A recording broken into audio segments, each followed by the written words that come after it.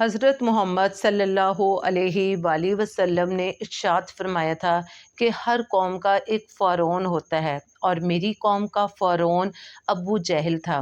ابو جہل ایک ایسا فتنہ تھا کہ جس کا دل اللہ تعالیٰ نے ایمان کی روشنی سے تو بند کیا ہی ہوا تھا، مگر اس کی زبان سے اور اس کے وجود سے ہمیشہ مکہ کی سرزمین پر صرف شر ہی پھیلا، اور وہ لوگوں کے لیے باعث تکلیف اور پریشانی کا باعث ہی بنا رہا۔ ایک ایسا ہی واقعہ آج میں آپ کو سنانے جا رہی ہوں کہ ابو جہل کس طرح نہ صرف مسلمانوں کو تنگ کرتا تھا، بلکہ مکہ مکرمہ میں تجارت کے لیے آنے والے دوسرے لوگ بھی اس کی حرکتوں اور ایذ رسانی سے محفوظ نہیں رہتے تھے۔ ایک دفعہ نبی پاک صلی اللہ علیہ وآلہ وسلم اپنے صحابہ کے ساتھ مسجد حرام میں تشریف فرما تھے کہ اتنے میں قبیلہ ضبط کا ایک شخص وہاں آیا۔ اس کے وقت نزدیکی قریش مکہ کا مجمع بھی وہاں پر وہ لوگ لگائے بیٹھے تھے۔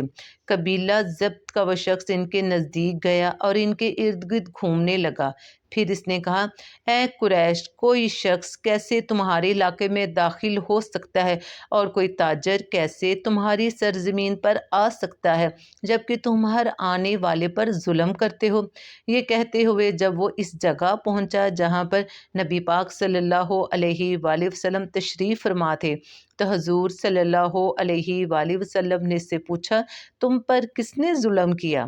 اس نے بتایا، میں اپنے اونٹوں میں سے 3 بہترین اونٹ بیچنے کے لیے لے کر آیا تھا، مگر ابو جہل نے یہاں ان تینوں اونٹوں کی اصل قیمت سے صرف 1/3 قیمت لگائی، اور ایسا اس نے جان بوجھ کر کیا، کیونکہ وہ جانتا ہے کہ وہ اپنی قوم کا سردار ہے اور اس کی لگائی ہوئی قیمت سے زیادہ رقم کوئی نہیں لگائے گا۔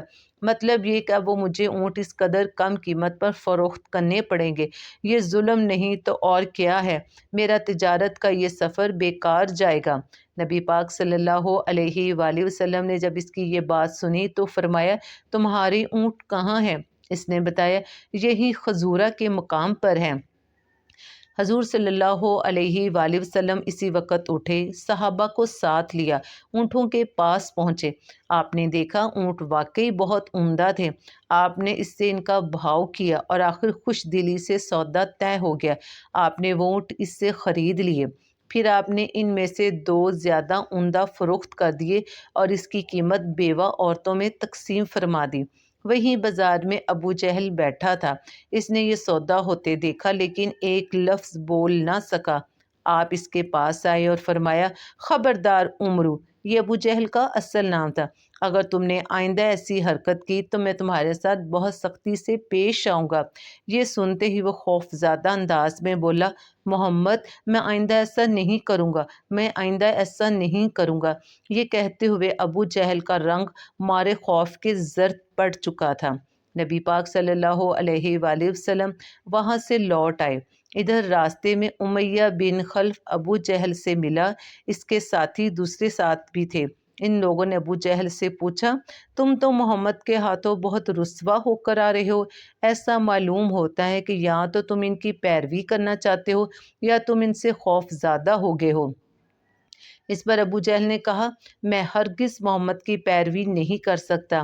میری جو کمزوری تم نے دیکھی ہے، اس کی وجہ یہ ہے کہ جب میں نے محمد صلی اللہ علیہ وآلہ وسلم کو دیکھا تو ان کے دائیں بائیں بہت سارے آدمی نظر آئے۔ ان کے ہاتھوں میں نیزے اور بھالے تھے اور وہ ان کو میری طرف لہرا رہے تھے۔ اگر میں اس وقت محمد صلی اللہ علیہ وآلہ وسلم کی بات نہ مانتا تو وہ سب لوگ مجھ پر ٹوٹ پڑتے۔ بلا شبہ میرے پیارے آقا صلی اللہ علیہ وآلہ وسلم بڑی عظمتوں اور شانوں والے تھے، اور اللہ تعالیٰ نے آپ صلی اللہ علیہ وآلہ وسلم کی حفاظت کے لیے آپ کے ساتھ فرشتے مقرر کر رکھے تھے، جو صرف منافق اور ابو جہل جیسے شر پسند لوگوں کو نظر آتے تھے، جو وہ حضور صلی اللہ علیہ وآلہ وسلم کو کوئی نقصان پہنچانے کا ارادہ کرتا تھا۔ لاکھوں کروڑوں درود و سلام نبی پاک صلی اللہ علیہ وآلہ وسلم کے اوپر۔ اللہ تعالیٰ قیامت کے دن ہمیں آپ کی شفاعت سے اور روزہ مبارک کی زیارت نصیب کرے۔ پلیز چینل کو لائک اور سبسکرائب کرنا مت بھولیں۔